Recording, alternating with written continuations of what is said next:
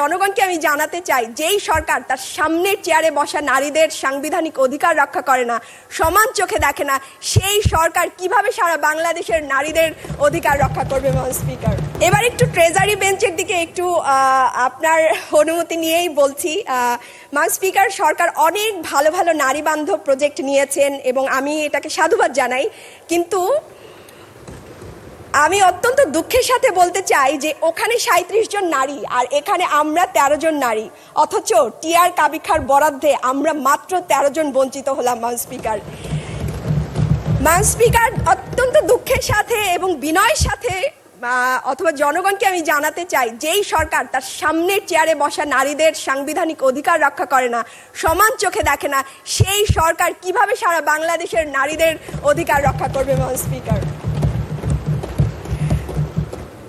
Speaker, বলতে চাই না, তারপরে বলতে হয়।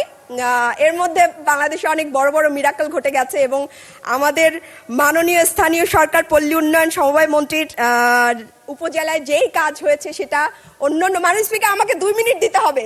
আমি আগেই বলেছি, আমরা সংরক্ষিত আসনের নারীরা আমরা এখানকার সবচেয়ে স্নেহের এবং আমাদের অধিকারও অনেক বেশি।